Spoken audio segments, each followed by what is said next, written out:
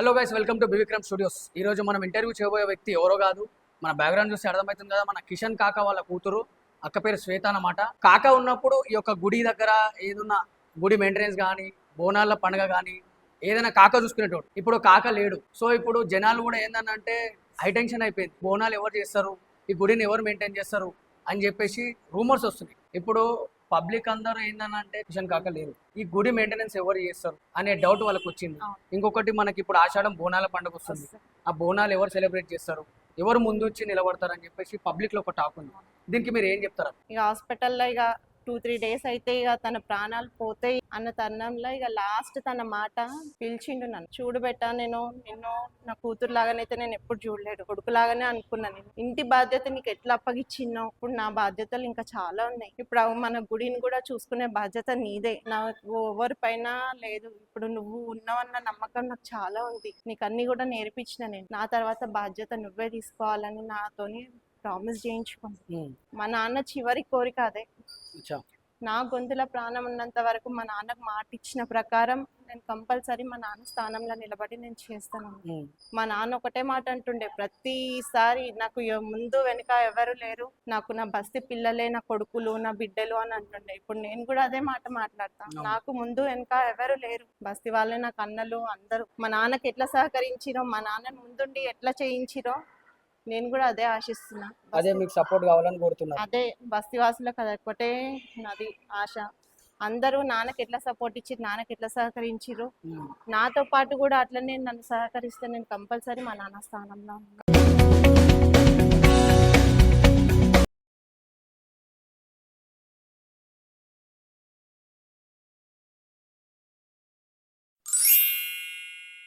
Hello guys, welcome to B Vikram studios. ఈ రోజు మనం ఇంటర్వ్యూ చేయబోయే వ్యక్తి ఎవరో కాదు, మన బ్యాక్గ్రౌండ్ చూస్తే అర్థమవుతుంది కదా, మన కిషన్ కాక వాళ్ళ కూతురు. అక్క పేరు శ్వేత అన్నమాట. అసలు ఇక్కడికి వచ్చి అక్కతో ఇంటర్వ్యూ తీసుకోవాల్సిన మ్యాటర్ ఏంటంటే, కాక ఉన్నప్పుడు ఈ యొక్క గుడి దగ్గర ఏదన్నా గుడి మెయింటెనెన్స్ కానీ, బోనాల పండుగ కానీ ఏదైనా కాక చూసుకునేటోడు. ఇప్పుడు కాక లేడు. సో ఇప్పుడు జనాలు కూడా ఏందనంటే హైటెన్షన్ అయిపోయింది. ఇప్పుడు కాక లేడు, బోనాలు ఎవరు చేస్తారు, ఈ గుడిని ఎవరు మెయింటైన్ చేస్తారు అని చెప్పేసి రూమర్స్ వస్తున్నాయి. సో ఈ అంశం మీద అక్కతో మాట్లాడి తెలుసుకుందాము ఏం కథ అనేది. అక్క నమస్తే. బాగున్నారా అక్క? ఇప్పుడు పబ్లిక్ అందరూ ఏందనంటే కాక లేడు, కిషన్ కాక లేడు, ఈ గుడి మెయింటెనెన్స్ ఎవరు చేస్తారు అనే డౌట్ వాళ్ళకి వచ్చింది. ఇంకొకటి, మనకి ఇప్పుడు ఆషాఢం బోనాల పండుగ వస్తుంది. ఆ బోనాలు ఎవరు సెలబ్రేట్ చేస్తారు, ఎవరు ముందు వచ్చి నిలబడతారు అని చెప్పేసి పబ్లిక్ లో ఒక టాక్ ఉంది. దీనికి మీరు ఏం చెప్తారా? ఏం లేదన్నా, అందరు ఆడపిల్లల్లాగా మా నాన్న నాకు ఎంతో ఘనంగా వేసి చూసి అందరిలాగా నాకు పెళ్లి చేసి ఇచ్చిండు. పెళ్లి చేసి ఇచ్చిన తర్వాత కొంతకాలం తర్వాత మా ఆయన చనిపోవడం జరిగింది. మా ఆయన చనిపోయిన 5 నెలలకి మా బాబు కూడా చనిపోయాడు. అయ్యో. మా బాబు చనిపోయిన తర్వాత ఇక మా నాన్న, నువ్వు ఇక్కడ ఉండొద్దు బెట, నువ్వు నాతో పాటు వచ్చేసి అని నన్ను తీసుకొని వచ్చేసాడు. తీసుకొని వచ్చిన తర్వాత నన్ను ఇంటికి తీసుకొచ్చి, ఒక ఆడపిల్లలాగా నన్ను బయటికి పంపించి, ఒక మగపిల్లగానిలాగా నాకు ఇంటికి తీసుకొచ్చి నాకు ఎంతో ధైర్యాన్ని ఇచ్చాడు. ఎంతో ధైర్యాన్ని ఇచ్చి, నా కూతురివి కావు, నా పెద్ద కూతురివి కావు, ఇప్పుడు నా ఇంటికి పెద్ద కొడుకులాగా నువ్వు అన్ని బాధ్యతలు తీసుకోవాలని అప్పచెప్పి, నాకు ఇంటి బాధ్యత అప్పచెప్పి నాకు ఎంతో ధైర్యాన్ని ఇచ్చి నన్ను ముందుకు నడిపించింది. ప్రతి ఒక్క విషయంలో నన్ను ముందు చెప్తుండే. తను ఏ పని చేయాలనుకున్నా, ఏది ముందుకు చేయాలనుకున్నా కానీ నాకు చెప్పి చేసేవాడు. ఏదున్నా కానీ నన్ను ముందు పెట్టి చేసేవాడు. ఇక అలా నన్ను పక్కకు పెట్టుకొని కూడా కొన్ని కార్యక్రమాలు చేసిండు. చేసిన తర్వాత ఇక సడన్ గా తన హెల్త్ బాగాలేదు. నేను మామూలుగా తను హెల్త్ సిక్ అయింది కదా, అందరిలాగా వస్తాడు కదా అన్న ఉద్దేశంతో ఉండే గానీ, ఇక నాన్నకి సడన్ గా ఇట్లా అయిపోయిందని మేము ఎవరూ అనుకోలేదు. ఇక తనని హాస్పిటల్లో చేర్పించడం జరిగింది. ఒక 1 మంత్ నుండే సిక్ అయిపోయాడు. ఇక హాస్పిటల్లో ఇక 2-3 డేస్ అయితే ఇక తన ప్రాణాలు పోతాయి అన్న తరుణంలో ఇక లాస్ట్ తన మాట పిలిచిండు నన్ను. పిలిచి, చూడబెట్టా, నేను నిన్ను నా కూతురు లాగానైతే నేను ఎప్పుడు చూడలేడు, నన్ను నీ కొడుకులాగానే అనుకున్నా. నేను ఇంటి బాధ్యత నీకు ఎట్లా అప్పగిచ్చిన్నావు, ఇప్పుడు నా బాధ్యతలు ఇంకా చాలా ఉన్నాయి. నాకు గుడి ఉంది. ఇప్పుడు మన గుడిని కూడా చూసుకునే బాధ్యత నీదే. నేను ఉండి బోనాలు చేస్తుండే, గుడి మెయింటెనెన్స్ ఉంటుండే, ఎన్నో కార్యక్రమాలు ఉంటుండే. నాకు ఎవరి పైన లేదు. ఇప్పుడు నువ్వు ఉన్నావన్న నమ్మకం నాకు చాలా ఉంది. నీకు అన్ని కూడా నేర్పించిన నేను. నా తర్వాత బాధ్యత నువ్వే తీసుకోవాలని నాతోని ప్రామిస్ చేయించుకుంది. మా నాన్న చివరి కోరిక అదే. నా గొంతులో ప్రాణం ఉన్నంత వరకు మా నాన్నకు మాట ఇచ్చిన ప్రకారం నేను కంపల్సరీ మా నాన్న స్థానంలో నిలబడి నేను చేస్తాను. మా నాన్న ఒకటే మాట అంటుండే, ప్రతిసారి నాకు ముందు వెనుక ఎవరు లేరు, నాకు నా బస్తి పిల్లలే నా కొడుకులు నా బిడ్డలు అని అంటుండే. ఇప్పుడు నేను కూడా అదే మాట మాట్లాడతాను, నాకు ముందు వెనుక ఎవరు లేరు, మేము ముగ్గురం ఆడపిల్లలం. మా నాన్న మాకు తమ్ముళ్ళు లేరు, అన్న తమ్ముళ్ళు లేరు. మా మామయ్య కొడుకులన్నీ పెంచుకుండు మా నాన్న. ఇప్పుడు వాళ్ళని చిన్న ఉన్నప్పటి నుండి తమ్ముళ్ళలాగానే చూసుకున్నాం. వాళ్ళు ఎంతకైనా చిన్నవాళ్ళు నాకు. ఇక తర్వాత నాకు ఉన్నోళ్ళందరూ బస్తీ వాళ్ళే నాకు అన్నలు అందరూ. వాళ్ళందరినీ నేను కూడా అదే అనుకుంటా, నాకు ముందు వెనుక ఎవరు లేరు, నాకు కూడా నా బస్తీ వాళ్ళే ముందు. మా నాన్నకి కాళ్ళ నొప్పులు ఉండే, మా నాన్న చేయలేని స్థితిలో ఉంటుండే, కానీ కూర్చొని అన్ని చెప్తుండే. మా నాన్న కూర్చొని చెప్తే బస్తీవాసులు మా కాక అనుకొని నా వాళ్ళు అనుకొని వాళ్ళందరూ మా నాన్నకి ఎట్లా సపోర్ట్ చేసిరో, మా నాన్నకి ఎట్లా సహకరించిరో, మా నాన్నని ముందుండి ఎట్లా చేయించిరో నేను కూడా అదే ఆశిస్తున్నా. అదే మీకు సపోర్ట్ కావాలని కోరుతున్నా. అదే బస్తీవాసులకు అది ఒకటే నాది ఆశ. అందరూ నాన్నకి ఎట్లా సపోర్ట్ ఇచ్చి నాన్నకి ఎట్లా సహకరించిరు, నాతో పాటు కూడా అట్లనే నన్ను సహకరిస్తే నేను కంపల్సరీ మా నాన్న స్థానంలో. కానీ కొంతమంది ఏంటంటే గుడి మెయింటెనెన్స్ ఇవన్నీ ఇప్పుడు కాకలేరు కాబట్టి నేనే దక్కించుకోవాలని చాలా మంది ముందుకు వస్తున్నారంట కదా. ఉన్నారు, కొంతమంది ఉన్నారు, కానీ బయటపడరు. కాకపోతే ఏంది, ఎవరైతే వచ్చి చెప్పరన్నా ముందు వెనకాల చాలా మంది అనుకుంటారు, కానీ మెయింటైన్ చేయాలంటే అది చాలా గొప్ప విషయం. అదే లోపల చాలా రాజకీయాలు నడుస్తున్నాయని చెప్పేసి వినబడ్డది.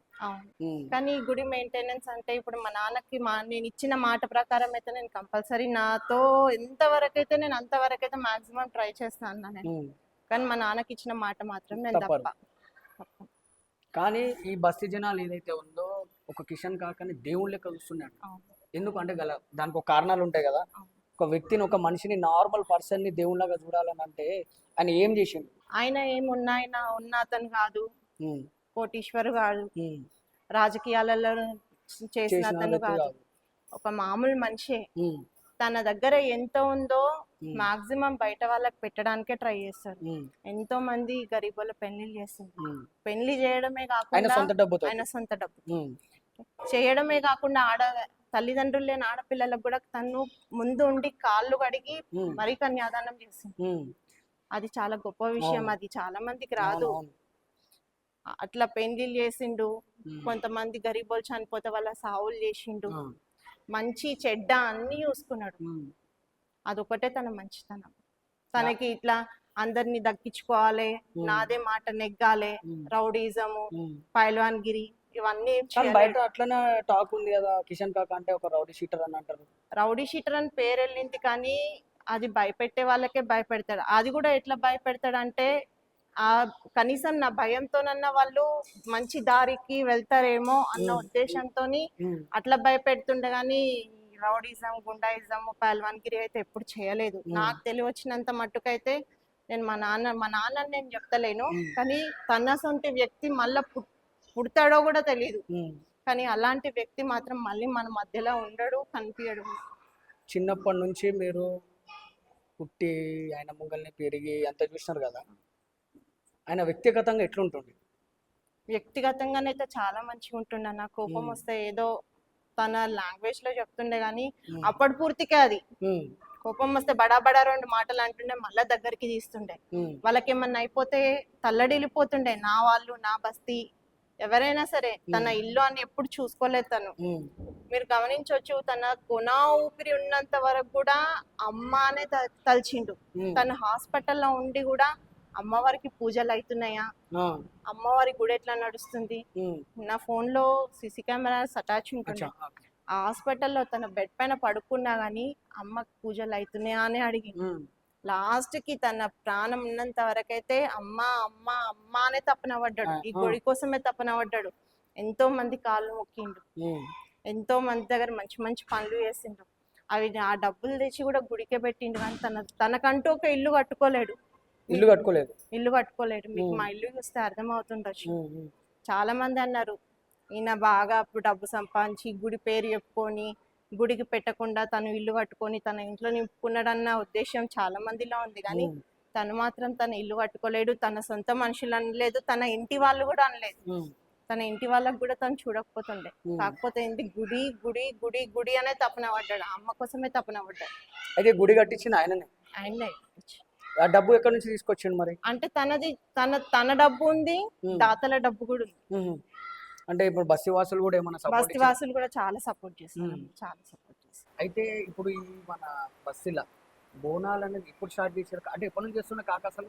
40 సంవత్సరాల నుండి 40 సంవత్సరాల 40 నుంచి సంవత్సరాల నుండి. ఆయన స్టార్ట్ చేసినప్పుడు ఆయన వయసు ఎంత? అది చెప్పలేను కానీ 40 సంవత్సరాల నుండి అయితే కంపల్సరీ బోనాలు స్టార్ట్ చేస్తుండే. ఈ గుడి కట్టక ముందు నుండే బోనాలు స్టార్ట్ చేస్తుంది. గుడి కట్టక గుడి కట్టక ముందు మరి అది అది అంటే గొల్లకిరికి బస్తీలో యాదవ్ అంజన్ కుమార్ యాదవ్ వాళ్ళ ఇంట్లో పని చేసుకుంటూ అక్కడ గుడి కట్టించిండు. గుడి కట్టించిన తర్వాత ఇక అక్కడ జాతర చేస్తుండే. ఎవరు? కాకనే కట్టించిండు, డాడే కట్టించిండు. డాడే జాతర చేస్తుండే అక్కడ. ఏదో చిన్న మనస్పర్ధలు వచ్చి మా అమ్మని పెళ్లి చేసుకొని, ఇదే బస్తీలో ఉంటది మా అమ్మ.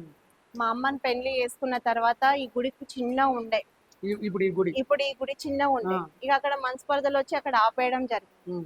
ఇక ఈ గుడి చిన్నగా ఉంటే ఆయన కన్ను మొత్తము ఈ అమ్మవారి పైన పడ్డది. ఈ అమ్మవారు ఇంత చిన్న ఉంది, బస్తీ చూస్తేనేమో ఇంత పెద్దగా ఉంది. ఆ అమ్మవారిని ఎట్లా కట్టియాలి, అమ్మవారి గుడి ఎట్లా వేయాలి అని ఆ థాట్ పడి ఆ అమ్మ ఆశీర్వాదంతో ఈ రోజు ఇంత పెద్ద గుడి ఎంతో కష్టపడ్డాడు గుడి కోసం. బయట దాతలే సాయం కాకుండా తన సొంత పైసతోని, బస్తీ సహకారంతోని, బస్తీ వాసులు కూడా చాలా మంది హెల్ప్ చేసిరు డాడీకి. ఇంకోటి ఏంటంటే ఈ బోనాల పండుగ ఇప్పుడైతే చేస్తుంటారో ఒక ప్రత్యేకత ఏంటంటే అందరూ తొట్టెలో పెడతారు కదా, కానీ కాక సొంతంగా ఆయన ఆలోచనతోని ఆ తొట్టెలను మార్చి ఏదో డిజైన్ చేయించినట్టు ఏదో స్టోరీ ఉందట కదా. అంటే సంవత్సరము తొట్టెల 7 అంతస్తు తొట్టెలు ఇస్తుండే. సంవత్సరం వల్ల అంటే ఏంటి, డబ్బు పెరగడం జరిగింది. తనకేం థాట్ వచ్చిందంటే సంవత్సరం మనం ఇంత కష్టపడి ఇన్ని డబ్బులు పెట్టి తొట్టెల తీసుకొస్తాము, ఏదో 2 రోజుల మట్టుకు పెడతాము, దాని తర్వాత తొట్టెల చింపేయడము తీసేయడము తనకు మంచిగా అనిపించలేదు. మంచిగా అనిపించక ఒక రోజు బాగా కూర్చుండు, ఈ తొట్టెలను ఎట్లా డిజైన్ చేయాలి, తొట్టెలు ఎట్లా తెస్తే బాగుంటది, ఏ రకంగా అమ్మవారిని తయారు చేయాలి అని బాగా కూర్చొని 2-3 గంటలు కూర్చొని లాస్ట్ స్కెచ్ గీసి, ఇక స్కెచ్ మైండ్ లో ఉండి తన దగ్గరికి పోయి పంచలోహాలు తొట్టలు చేపించడం జరిగింది. ఇక అప్పుడు చేయించి ఇక అమ్మవారిని ఆడికేని తీసుకొని వచ్చి అమ్మవారికి సమర్పించి, ఇక బయట ఇక్కడ ఎవరు రెంట్ కి అడిగినా గానీ చాలా మంది అడిగిర్రు, రెంట్ కి ఇవ్వండి మాకు, మేము పెట్టుకుంటాము, మేము తీస్తాము అని అడిగితే ఒకటే చెప్పిండు, నేను అమ్మవారి తొట్టెల నా ఇష్టంగా చేయించుకున్నది, నేను ఏదో రెంట్కి ఇవ్వాలి నాకు డబ్బులు రావాలన్నట్టు నాకు కాదు, ఆమెకి ఇష్టంగా చేయించిన అది ఆమెకే ఎక్కనియండి, నేను మాత్రం ఇవ్వను అని చెప్పు. కానీ కిషన్ కాకాకి దేవుడు అంటే ఇంత పిచ్చి ఎందుకు? మరి అమ్మాయి మన అయ్యప్ప స్వామి కూడా అయ్యప్ప స్వామి కాకుండా దర్గాకు కూడా చాలా పూజ చేస్తున్నాం. దర్గా బాబాను కూడా చాలా కొలుస్తుండే. ఈ గుడి కట్టియడమే కాకుండా దర్గా కూడా కట్టించిండు. దర్గా కూడా కట్టించు. మా ఇంటి దగ్గర ముందు ఒక చిన్న జెండా ఉంటుండే. ఇక జెండాకి ఒట్టిగా పూజ చేయడము, కాలి దీపం పెట్టడము. ఆయన మనసులో ఏమనిపించిందో ఈ గుడి కట్టిన తర్వాత ఇంటి ముందు చేరేసుకొని కూర్చొని ఆ దర్గా మీద మనసు పట్టింది.